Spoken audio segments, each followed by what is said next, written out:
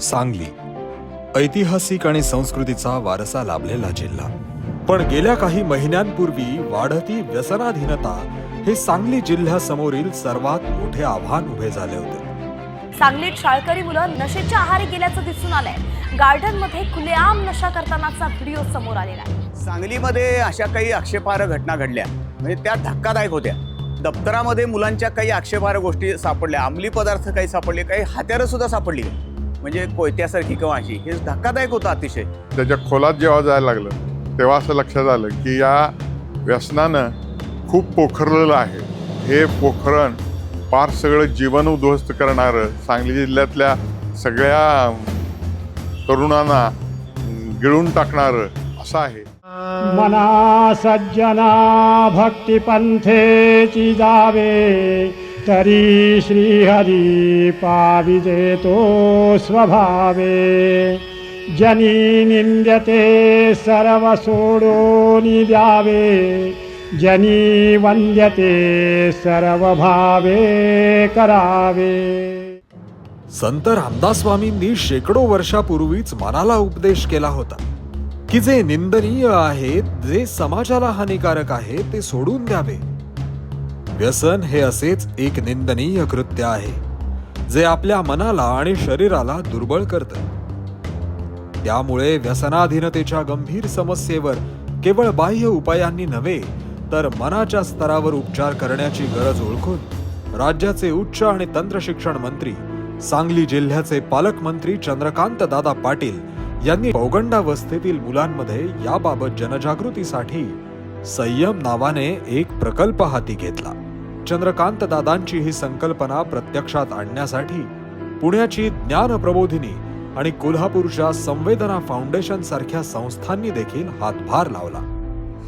आपण बघतो की गेल्या काही वर्षांमध्ये किशोरवयीन मुलांमध्ये किंवा तरुणांमध्ये वेगवेगळ्या प्रकारच्या व्यसनांचं प्रमाण प्रचंड प्रमाणात वाढलेलं आहे. ज्ञानप्रबोधिनीमध्येच गेली 25 वर्ष महिलांच्या क्षेत्रामध्ये काम करणारा ज्ञानप्रबोधिनी स्त्री शक्ती प्रबोधन संवादिनी गट हा उमलत्या वयाशी जुळवून घेताना नावाची कार्यशाळा घेत आलेला आहे. हजारो लाखो विद्यार्थ्यांपर्यंत किशोर वयातले बदल आणि त्या वयामध्ये वेगवेगळ्या गोष्टींचं वाटणारं आकर्षण, त्याच्याबरोबर कसं आपण डील करावं याच्यासाठीच्या युक्त्या त्याच्यामध्ये आम्ही मुलांना सांगत असतो. असं वाटलं की हाच पाया घेऊन आपल्याला मुलांच्या व्यसन परावृत्तीसाठी एक अतिशय सर्वंकष कॉम्प्रिहेन्सिव्ह अशा प्रकारचं काही मॉडेल हे तयार करता येईल का. माननीय चंद्रकांत दादा पाटील एका मुलाखतीच्या दरम्यान प्रबोधिनीत आले होते आणि तेव्हा या प्रकल्पाच्या बाबतीत दादांना माहिती सांगण्यात आली. सांगली जिल्ह्यात एका ठिकाणी शाळकरी मुलांना अंमली पदार्थांच्या व्यसनांमध्ये ओढण्याचं प्रमाण चालू होतं. तिथे बरंचसं काम करण्याची गरज आहे हे दादांना लक्षात आलं आणि त्यामुळे सांगली जिल्ह्यात हा प्रकल्प संपूर्ण ठिकाणी, संपूर्ण सांगली जिल्ह्यात राबवला जावा असं दादांना वाटलं. मना वासना दुष्ट कामा नये रे, मना सर्वथा पाप बुद्धी नको रे. मना धर्मता नीती सोडू नको, मना अंतरी सार विचार राहो. या श्लोकानुसार मनातील वाईट वासना आणि दुर्गुणी लोकांचा संग टाळणे आवश्यक आहे.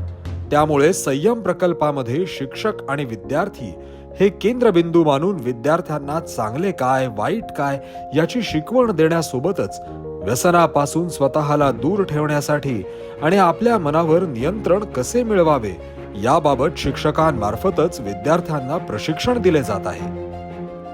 अनेकदा आपण म्हणतो की तरुण पिढी ही अत्यंत चांगली आणि सबळ आहे, परंतु या मुलांना आपण पाहतो की 10वी नंतर हुशार मुलांचे सुद्धा कधी कधी मार्ग चुकतात. आणि मुलांना सावरायचं असेल तर मला असं वाटतं की ज्ञान देणे आणि एखाद्या गोष्टीची त्यांना अतिशय अचूक माहिती योग्य वयात दिली तर ही मुलं अतिशय व्यवस्थितपणे मोठी होतात. सांगली जिल्ह्यात मान्य पालकमंत्री महोदयांच्या नेतृत्वाखाली आम्ही 8वी 9वी आणि 10वीच्या जवळजवळ 300 शाळांमध्ये संयम हा प्रकल्प आम्ही राबवत आहोत. संयम या कार्यक्रमामुळे निश्चितच पोलीस विभागास फार मोठी मदत मिळणार आहे. कारण की जी तरुण विद्यार्थी आहेत ती जर या नशेपासून प्रवृत्त झाली, दूर गेली, तर नक्कीच अशा पदार्थांना किंवा अशा बेकायदेशीर गोष्टींना आपल्याकडं थारा मिळणार नाही. संयम हा केवळ प्रकल्प नाही, तर चंद्रकांत दादा पाटील यांच्या पुढाकारातून एक चळवळ झाली आहे. ही चळवळ नशामुक्त, सुदृढ आणि सक्षम सांगली जिल्हा घडवण्याची. आपल्याला विद्यार्थ्यांना नशामुक्त करायचं आहे. प्रत्येक गोष्टीवरती संयम बाळगण्यासाठी त्यांना स्वतः सेल्फ अवेअरनेस यावा, या दृष्टिकोनातून त्यांच्यात जनजागृती होणं खूप महत्त्वाचं आहे. आमचे पालकमंत्री चंद्रकांत दादा अतिशय स्तुत्य असा त्यांनी निर्णय घेतला आणि आम्ही भाग्यवान आहोत की मला मिळालंच आणि माझी मुलंही हे ज्ञान आता मिळवू शकणार आहेत. मुलांचे अनुभवसुद्धा अतिशय चांगले आहेत. चला, आपणही या कार्यात सहभागी होऊया आणि एक नशामुक्त समाज घडवूया.